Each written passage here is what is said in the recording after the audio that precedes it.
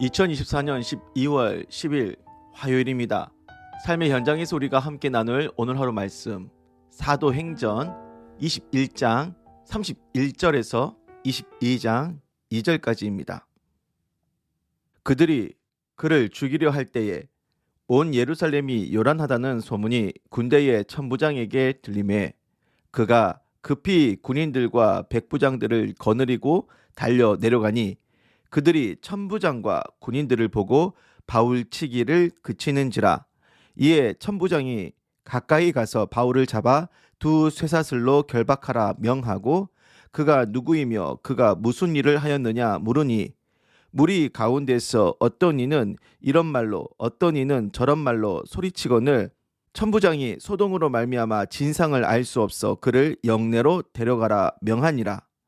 바울이 층대에 이를 때에 무리의 폭행으로 말미암아 군사들에게 들려가니 이는 백성의 무리가 그를 없이 하자고 외치며 따라가밀어라.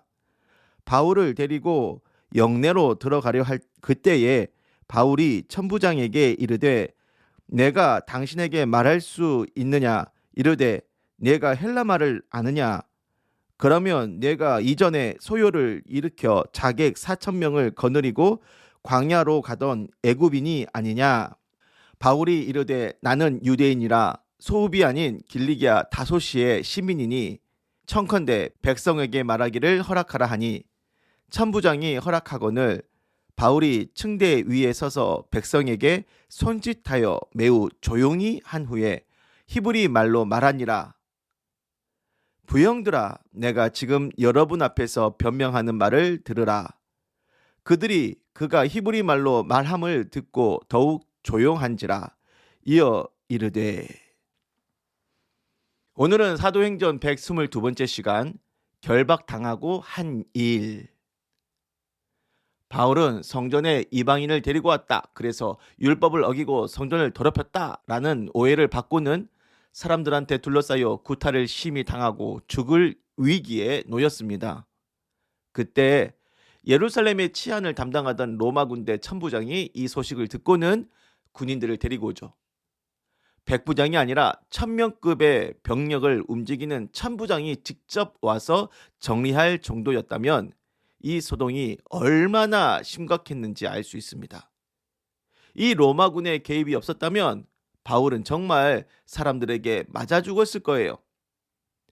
천부장이 이 소요를 즉시 멈출 방법은 바울을 현장에서 체포하는 거죠. 폭도들이 고성을 지르면서 바울을 죽이겠다고 다들 극도로 흥분한 상태예요. 거기서는 진상조사를 제대로 할 수가 없습니다. 그러니 일단은 바울을 결박하여 자기들 군 진영으로 데려가 조사하는 것이 낫겠죠. 전에 성령께서 바울에게 결박과 환란이 있으리라 예고를 하셨습니다. 그 결박이 지금 로마군 천부장에 의해 진행이 됐는데 예수님 때처럼 억울하게 누명을 씌워 끌고 갈 목적이 아니고 당장 폭도들에게 맞아 죽을 위기에서 빼내어 조사하기 위한 목적인 거죠. 이제 바울은 그대로 결박당한 채로 군대 영내로 들어가야 합니다. 이때 천부장한테 사람들에게 하고 싶은 말이 있으니 허락해달라고 부탁을 하죠. 천부장은 허락합니다. 바울은 층대 위에 서서 사람들에게 손짓을 하는데 폭도들이 거기에 반응하여 조용해집니다. 아까는 바울의 의사를 물을 것 없이 가짜 뉴스만을 믿고 무차별 폭행을 하더니 지금은 바울의 손짓에 반응하여 조용히 있어요. 그것이 가능한 건 1000명의 군병력을 동원할 수 있는 천부장이 뒤에 있기 때문인 거고 바울은 그를 이용하여 발언 기회를 얻은 겁니다. 저라면은 이 기회를 절대 놓치지 않습니다.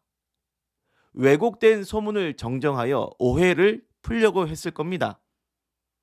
나는 성전에 이방인을 데리고 오지 않았다. 성전을 더럽히지 않았다.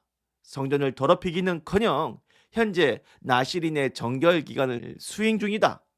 그 어느 때보다도 율법적으로 거룩한 상태로 성전을 출입하였다.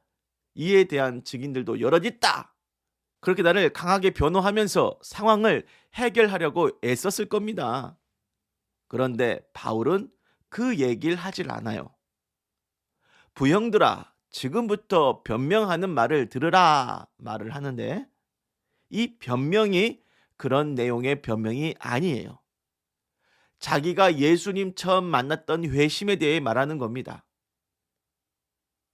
형제자매님들, 예수님을 전할 때 가장 감동적으로 전할 수 있는 얘기가 뭘까요? 내가 예수님을 처음 뜨겁게 만났던 회심의 순간, 그때의 감동 아니겠습니까? 바울은 지금 죽도록 두드려 맞고 결박당한 뒤에 뭘 했느냐? 이 상황을 모면하기 위한 변명, 변호의 말이 아니라 예수 그리스도를 전하는 복음의 변호를 하는 겁니다. 그러니까 살기를 구하지 않고 복음을 전하다가 죽겠노라 하는 거예요. 우리는 살다가 어려운 일을 당할 수가 있어요. 싸우거나 아프거나 시험에 떨어지거나 돈을 잃거나 이런저런 힘든 일을 당할 때 그 문제를 해결하려고 애쓰지, 그걸 이용해서 복음 전할 여유가 어디 있겠습니까? 그런데 바울은 가장 힘들고 정신이 없을 때, 결박당했을 때 어떻게든 기회를 만들어서 가장 감동적인 복음을 전하려고 했어요. 기도하겠습니다. 바울은 그 어떤 위기와 혼란 속에서도 복음만을 생각했습니다. 복음을 위해 섰습니다. 주님, 그런 바울을 보여주신 것은 우리도 그리 살라고 하시는 뜻 아니겠습니까? 모든 상황 속에서 예수 그리스도는 우리가 사는 목적이고 그리스도의 복음은 우리가 행동해야 할 이유임을 가슴에 새겨주시옵소서. 예수님의 이름으로 기도드립니다. 아멘.